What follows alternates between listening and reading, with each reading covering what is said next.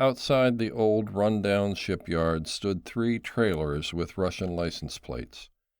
Each of them had a tale of people throwing bags containing heroin to each other in the rain.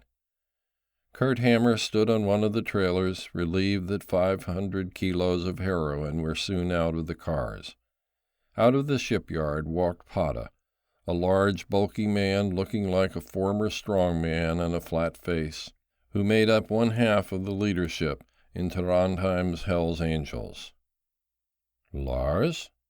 Kurt looked questioningly at the bald face planted between 2 enormous shoulders. "You're free to go. I'll take it from here.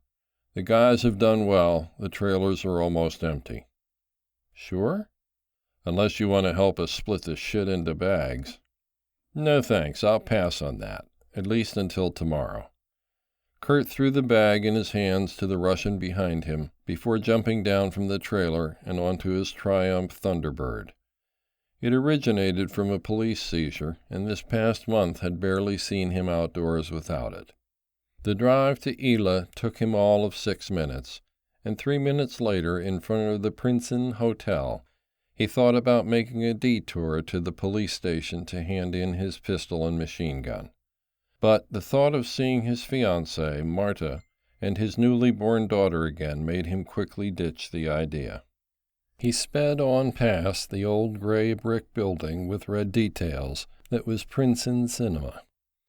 When he passed Studenter Samfundet's red facade, he was bombarded with raindrops the size of golf balls. Finally, outside his flat at Volvoveien 11A at Nardo, water and sweat dripped off his entire body. The 4-room flat looked like a wooden square painted white with a small quadratic shed in front of it, which also served as a storage place for garbage containers. Coupled with the first flat was another flat, this one oblong and painted black, also with its own shed in front. He jumped off the bike and gave it a clap on its seat before walking across the gravel and putting his hand on the doorknob. Closed. Perhaps she was sleeping in. He found the key under the mat on which he stood before, put it in the keyhole, and turning the lock. "Hello? Marta. I'm home." No one answered. Instinctively, he went out the door again and picked up his gun from the bag on the bike. Inside, he could feel the cold breeze emanating from the kitchen. The living room window turned out to have been shattered, but beyond that, he could find no signs of anything out of the ordinary. He couldn't find any footprints. That should be impossible in this weather. The people who had broken in must have removed their shoes. With his pistol still in both hands, he entered the bedroom. At once, all doubts about the unknown perpetrator's identity faded. A stench of blood had spread out in the large whitewashed room. In the black Fiegel double bed from IKEA, Marta lay chained with 2 handcuffs. Her long, curly tresses wound neatly down past her shoulders. A gaping grimace had melted itself onto her face as a sort of cruel last goodbye. A bullet hole had manifested in her forehead, another in her stomach. The duvet was steeped in blood. He could barely watch the cot in the other side of the room. What was there wasn't so much the remains of a human being as a cadaver. He turned on his heel and went back to his bike. Rationally speaking, he should have dialed 112, but rational thinking had just gone out the window.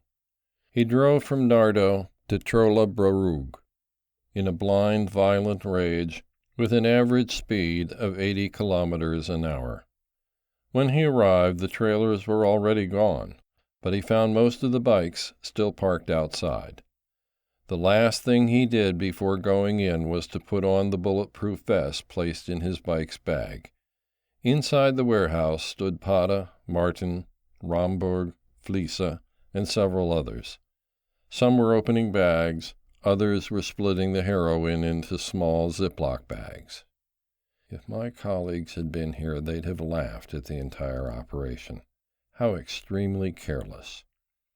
However, they weren't there. It was just him and his machine gun. It turned into a real battle. Heroin and blood squirted everywhere, like paint onto the misty gray relief outside.